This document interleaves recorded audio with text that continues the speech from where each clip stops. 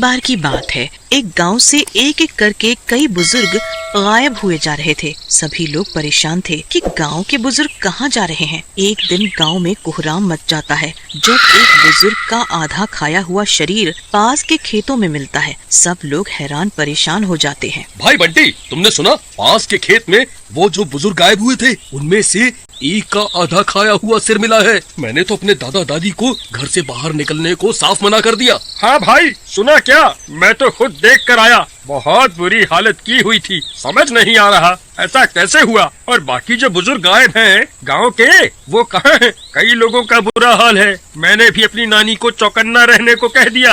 एक दिन राजू के दादा को बैंक किसी काम से जाना होता है। बेटा राजू, मुझे बैंक जाना है, क्या तुम मुझे वहाँ छोड़ दोगे? दादाजी, मुझे तो नौकरी पर निकलना है। मैं पहले ही लेट हो चुका हूँ। आप संभल कर जाना और ऑटो रिक्शा ले लेना। गांव के बुजुर्ग गायब हो रहे हैं, अपना ख्याल रखना। कोई दिक्कत हो तो मुझे फोन कर देना। ठीक है बेटा।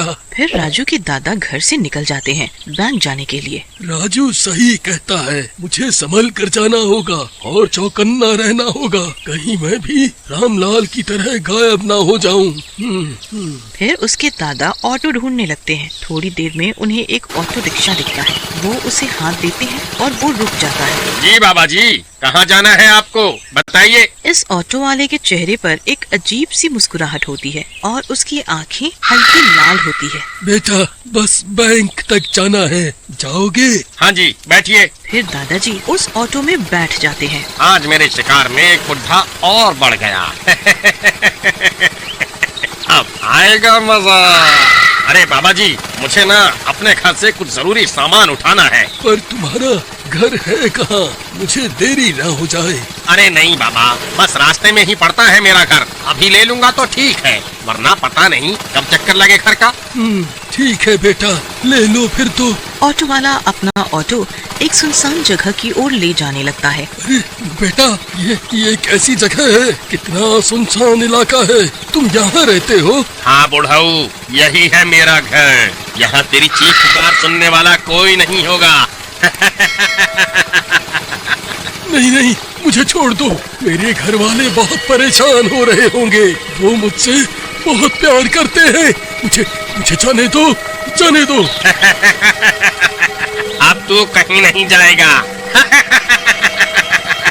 फिर ऑटो वाला एक खंडहर के पास ऑटो रोकता है और वो ऑटो वाला जबरदस्ती उस बूढ़े को उस खंडहर के अंदर ले जाने लगता है। अरे बचाओ, बचाओ, कोई बचाओ मुझे, कोई है यहाँ? अरे पापी, छोड़ दे मुझे। अरे कोई बचाओ, बचाओ मुझे। दादाजी बहुत चीखते पुकारते हैं, पर उस सुनसान जगह पर उनकी आवाज सुनने वाला कोई नहीं होता। ऑटो वाला उन्हें भी अंदर ले जाता है। देख बूढ़े, अब तू भी यहीं रहेगा। जैसे ही उस बुढ़े दादा की नजर बाकी बूढ़े बंदियों पर पड़ती है, उनके तो पैरों तले जमीन खिसक जाती है। अरे पापी दोस्त, तूने इन मासूम लोगों को यहाँ बंदी बनाया हुआ है और इनके घर वाले कितना परेशान हो रहे हैं। तो वो तू है जो गांव के बूढ़े लोगों को गायब कर रहा है। तभी रात हो जाती है और एकाएक वो ऑटो वाला अपने असली रूप में आ जाता है।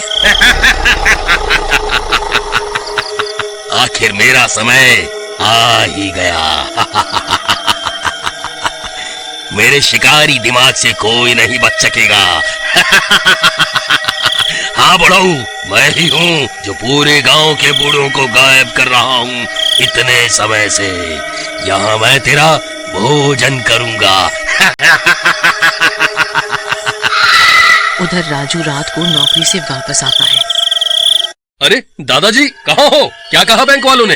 दादाजी, अरे ओ दादाजी। राजू की आवाज सुन के उसकी माँ पानी लेके आती है। अरे बेटा, आ गया तू, ये ले पानी पी ले। दादाजी कहाँ है माँ? कब से आवाज लगा रहा हूँ। अरे बेटा, वो अभी तक आए ही नहीं है बैंक से। मुझे लगा तू भी उनके साथ गया होगा। अरे माँ, मैं तो नौकरी पर था। हे भगवान, मेरी ही मत मारी गई थी जो उन्हें अकेले बैंक भेज दिया। अब क्या करूँ? इधर आधी रात को भूतों की टोली उस खंडर में आती है। अंधेरा कायम रहे दोस्तों, अंधेरा कायम रहे। कहो आज किसका नंबर है? अरे नंबर किसी का भी हो, हमें तो पार्टी करने से मतलब है। क्यों दोस्तों? सही कहा, चलो खेत में चलते हैं और एक बुढ़े को भी ले लो, पार्टी करेंगे। फिर सारे भूत उन बंदियों में से एक बुढ़े को पकड़ के साथ एक खेत में ले जाते हैं। अरे अपने पापों से डरो दुष्टों, अभी भी समय है, जाने दो सबको। सबसे पहले हम तुझे मुक्त करेंगे। और सारे भूत मिलके उस बुढ़े पर हमला करते हैं और चांदनी रात के आगोश में उसकी चीख पुकार कोई नहीं सुन पाता। फिर सारे भूत उसके मांस को खाने लगते हैं और अपनी पार्टी करते हैं। इधर राजू हैरान परेशान सुबह होने का इंतजार देख रहा होता है। फिर अगली सुबह चलो आज खेत में पानी दे देता हूँ, फसल अच्छी आएगी। हरिया खेत पहुंचता है, पर वहाँ की मिट्टी को खून से भरी देख उसकी आंखें फटी की फटी रह जाती हैं। अरे ये देखो, एक और लाश। अरे आओ जल्दी सब, एक और बूढ़ा शरीर का मांस खाया हुआ पड़ा है। हरिया की आवाज सुन के सब दौड़े आते हैं। राजू भी वहाँ पहुँचता है। हे भगवान, मेरे दादाजी की रक्षा करना, कहीं ये मेरे दादाजी ना हो। गाँव वाले की हालत खराब हो जाती है। अरे ये कोहराम तो बढ़ता ही जा रहा है, आज एक और आधा खाया शरीर मिला है। जल्दी पता करना पड़ेगा कौन है इन सब के पीछे, वरना एक एक करके सारे बुजुर्ग की जान खतरे में होगी। राजू को अब चैन नहीं पड़ता। वो गांव वालों के साथ मिलके एक योजना बनाता है। राजू एक बूढ़े के भेष में उसी बैंक के रास्ते पर चल पड़ता है। रास्ते में से उसे वही ऑटो वाला मिलता है। आओ बाबा जी बैठो, कहो कहाँ जाना है आपको। राजू को उस ऑटो वाले के हाव भाव देख के शक हो जाता है। अरे बेटा, मुझे जरा बैंक जाना है। हाँ बिल्कुल, बैठो आप। फिर वो ऑटो चलाने लगता है और किसी बहाने से उसी खंडहर के पास ले जाता है। अरे रुको बाबा, मैं जरा टिफिन ले आऊँ अंदर से। अरे ये कैसी जगह है, ये तो भूतिया खंडहर लगता है। कुछ तो राज है इस खंडहर का। अरे मैं भी तुम्हारे साथ चलता हूँ, गला सूख रहा है, जरा पानी पिला देना मुझे भी। अरे शिकार तो खुद ही आ रहा है। फिर दोनों अंदर जाते हैं। मौका देखते ही ऑटो वाला भूतिया रूप में आ जाता है। ए बुड्ढे, तू तो खुद ही आ गया मेरा शिकार बनने। अब मैं तुझे भी बंदी बनाऊंगा। राजू वहाँ सारे बुढ़े लोगों को देखता है तो मन भर आता है उसका। अरे दादाजी, आप यहाँ हैं।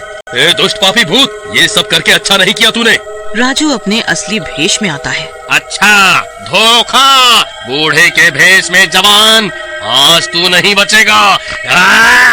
दोनों एक दूसरे पे हमला करते हैं और लड़ने लगते हैं। अभी वहाँ राजू का पीछा करते करते बाकी गांव वाले भी हथियार लेके आ जाते हैं। भूत उन सबके सामने टिक नहीं पाता। गांव वाले उस भूत को बंदी बना के उसी खेत में ले जाते हैं। अब तू भी इसी खेत में मरेगा, इसे इस गहरे गड्ढे में फेंक दो और गड्ढे में आग लगा दो। वे लोग ऐसा ही करते हैं और कुछ ही देर में भूत जल के राख हो जाता है और गाँव वाले उस गड्ढे को मिट्टी से बंद कर देते हैं।